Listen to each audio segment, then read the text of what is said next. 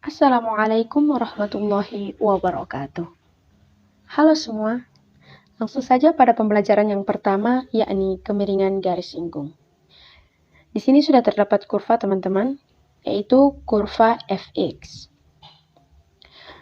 Di sini juga terdapat dua buah titik, yaitu titik P dan titik Q, yang terdapat dalam satu kurva, yaitu kurva fx.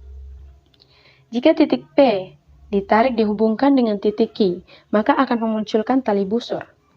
Tali busur sendiri merupakan garis yang dihubungkan dari dua buah titik yang terdapat dalam satu kurva. Tetapi jika hanya satu titik yang saja dihubungkan, maka titik tersebut disebut dengan garis singgung. Selanjutnya teman-teman, titik Q apabila ditarik sampai mendekati dengan titik P, maka akan muncul suatu garis yang disimbolkan dengan L yang dinamakan garis singgung. Oke, baik, teman-teman bisa lihat di samping. Misalkan P adalah sebuah titik tetap pada suatu kurva, dan andaikan Q adalah sebuah titik berdekatan yang dapat dipindah-pindahkan pada kurva tersebut.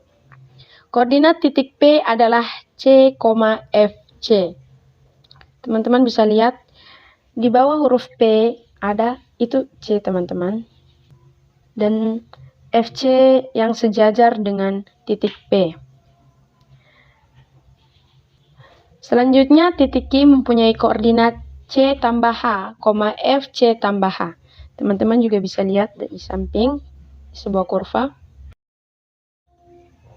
Tali busur yang melalui P dan Q mempunyai kemiringan atau gradien, sehingga muncul rumus MPQ sama dengan FC tambah H kurang FC bagi H.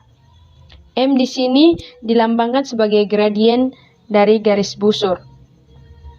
Selanjutnya, untuk garis L merupakan garis singgung kurva di titik P. Kenapa? Karena tali busur ditarik mendekati titik P dari titik Q untuk menghitung kemiringannya. Sehingga M dilambangkan sebagai gradien dari garis singgung. Kemiringan gradien garis singgung L dirumuskan M sama dengan FC sama dengan limit H mendekati 0 MPQ sama dengan limit H mendekati 0 FC tambah H kurang FC bagi H. Kenapa di sini ada limit? Karena garis singgung L itu adalah garis pendekatan dari titik Q ke titik P, sehingga muncul limit dari garis tali busurnya. Persamaan garis singgung kurva Y sama dengan Fx di titik X1, Y1 adalah Y kurang Y1 sama dengan M dikali X kurang X1. Dengan M sama dengan Fx1 sama dengan dy per dx, X sama dengan X1. Oke, selanjutnya garis normal. Garis normal adalah garis yang tegak lurus terhadap garis singgung pada titik singgung. Teman-teman bisa lihat di catatan, pengertian dua garis sejajar dan tegak lurus seiring muncul dalam persamaan garis singgung. Misalkan garis G sejajar dengan garis H, maka akan muncul M1 sama dengan M2. Tetapi jika garis G tegak lurus terhadap garis H, maka akan muncul M1 dikali M2 sama dengan min 1. Kita masuk pada contoh soal. Tentukan gradien garis singgung kurva Y sama dengan sin 2x di titik X sama dengan pi per 2. Langkah awal yang harus kita tentukan adalah turunan pertama. Y sama dengan sin 2x. Y aksen sama dengan turunan dari sin cos 2 kali cos sama dengan 2 cos 2x. Langkah kedua, substitusi nilai x sama dengan pi per 2 ke Y aksen. Y aksen sama dengan 2 cos 2x sama dengan 2 cos 2 pi per 2. 2 cos pi sama dengan 2 cos 180. Nilai dari pi adalah 180. Sama dengan cos 180 sama dengan min 1.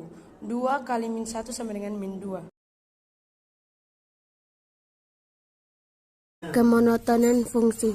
Secara grafik, jika kurva suatu fungsi merupakan sebuah kurva mulus, maka fungsi monoton naik dan fungsi monoton turun dapat dengan mudah kita amati. Misalnya untuk grafis fungsi yang digambarkan di bawah ini, kita dapat mengatakan bahwa fungsi Y sama dengan Fx, monoton naik pada interval X lebih kecil dari A atau X lebih besar dari B. Monoton turun pada interval A lebih kecil dari X lebih kecil dari B. Kadangkala istilah monoton bisa dihilangkan sehingga menjadi fungsi naik dan fungsi turun. Definisi 1, misalkan f fungsi trigonometri yang terdefinisi di selang I. Fungsi f disebut naik pada selang I jika untuk setiap x1 dan x2 di I dengan x1 lebih kecil dari x2, maka f x1 lebih kecil dari f x2. Fungsi f dikatakan turun pada selang I jika untuk setiap x1 dan x2 di I dengan x1 lebih kecil dari x2, maka f x1 lebih besar dari f x2. Teorema 1, misalkan f fungsi trigonometri yang terdefinisi di selang I dan f mempunyai turunan di I. Jika f aksen I lebih besar dari 0 dalam selang 1, maka if merupakan fungsi naik. Jika f aksen x lebih kecil dari 0 dalam selang I, maka f merupakan fungsi turun. Fungsi naik dan fungsi turun dapat dilihat pada grafik berikut.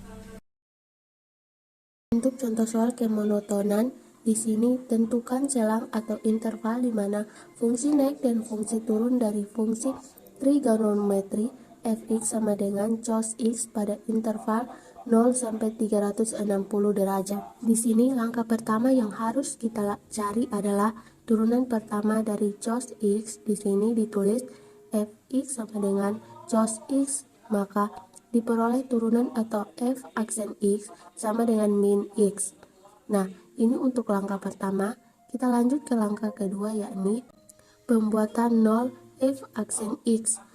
Maka di sini ditulis f aksen x sama dengan 0. Terus min x sama dengan 0. Kita harus kalikan kedua ruas dengan min 1, maka diperoleh sin x sama dengan 0. Dan x di sini adalah 0 derajat, 160 derajat, dan 360 derajat. Nah, kita sudah mengetahui keturunan pertama dan pembuatan 0. Selanjutnya, kita akan membuat uji titik pada garis bilangan. Untuk mengetahui fungsi naik dan fungsi turun, kita substitusikan ke f aksen x. Di sini kita ambil positif 30. Dan hasilnya adalah 120. Hasilnya min, maka fungsinya akan turun. Dan di wilayah kedua diambil 210 min sin 210 sama dengan positif 1/2, maka fungsinya naik. Kesimpulan, syaraf fx naik adalah f aksen x lebih besar dari 0 sehingga fx naik pada interval x lebih besar dari 0 atau x lebih kecil dari 180 derajat. Syarat fx turun adalah f aksen x lebih kecil dari 0. Terima kasih. Wassalamualaikum warahmatullahi wabarakatuh.